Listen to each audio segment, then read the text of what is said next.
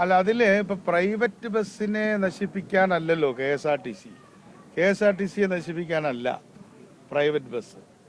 ഇത് രണ്ടും വാസ്തവത്തിൽ പരസ്പര പൂരകങ്ങളാവുകയാണ് വേണ്ടത്. ഇത് പബ്ലിക് ട്രാൻസ്പോർട്ടാണ്. ഒരു കാലത്ത് നമ്മുടെ പബ്ലിക് ട്രാൻസ്പോർട്ടിൽ ഇതിപ്പോൾ ഞാൻ ചാർജ് എടുക്കുന്നതിൻ്റെ ഭാഗമായിട്ടൊന്നും പറയല്ല കേട്ടോ. ഇത് നമ്മുടെ ഒരു പൊതുവിജ്ഞാനത്തിൻ്റെ ഭാഗമായിട്ട് ഞാൻ ട്രേഡ് യൂണിയൻ പ്രവർത്തകനായതുകൊണ്ട് പറയുകയാണ്.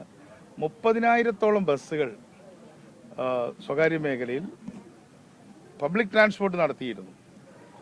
6,000-ലധികം ബസ്സുകൾ KSRTCയിലും ഉണ്ടായിരുന്നു.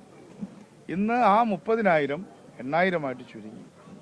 അതേപോലെ തന്നെ ഈ 6,000 3,000-ആയിട്ടും ചുരുങ്ങി. എന്താ അതിൻ്റെ അർത്ഥം? കേരളം വളരെ മാതൃകയാണ്, 1-ാം നമ്പർ എന്നൊക്കെ പറഞ്ഞാലും പബ്ലിക് ട്രാൻസ്പോർട്ട് ആണ് വാസ്തവത്തിൽ ഒരു പുരോഗതിയുടെ ലക്ഷണം. അപ്പോൾ നമുക്ക് യൂറോപ്പിലൊക്കെ പല രാജ്യങ്ങളിലും വളരെ സമ്പന്നമായ രാജ്യങ്ങളിൽ ചെന്നാൽ നമ്മളൊരു സ്ഥലത്തേക്ക് ചെന്നാൽ അവർ ഏത് ബസ്സിലാണ് വന്നതെന്നാണ് ചോദിക്കുക. അപ്പം അത്രയും പ്രധാനമാണ് പബ്ലിക് ട്രാൻസ്പോർട്ട്. അത് ലണ്ടനിലും മാത്രമല്ല.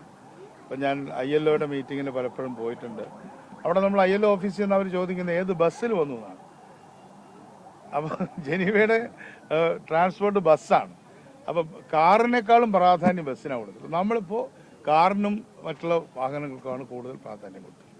അപ്പോൾ രാഹുൽ ഗാന്ധിയുടെ ഈ പ്രഖ്യാപനത്തോടു കൂടി പബ്ലിക് ട്രാൻസ്പോർട്ട് നമ്മുടെ പൊതുമണ്ഡലത്തിലെ ഒരു വിഷയമായി മാറിയിരിക്കുകയാണ്.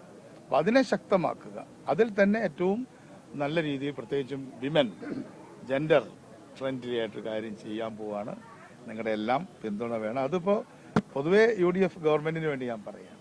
അവരെ വിളിച്ചു ചേർക്കൂ, അവരുമായിട്ട് ബന്ധപ്പെട്ട ചർച്ചകൾ നടത്തുന്നുണ്ട്. അത് വേറെ അവർക്കിപ്പോൾ ഇത് നമ്മൾ നടപ്പാക്കുന്നില്ലല്ലോ. ഇതിപ്പോൾ KSRTC അല്ലേ ചെയ്യുന്നത്. അവരുടേതായ പ്രശ്നങ്ങൾ അവരോട് സംസാരിക്കും. ഇത് അവതരിപ്പിക്കുമ്പോഴാണ് അവർ ഒരു വലിയ ആശങ്ക പറയുന്നത്.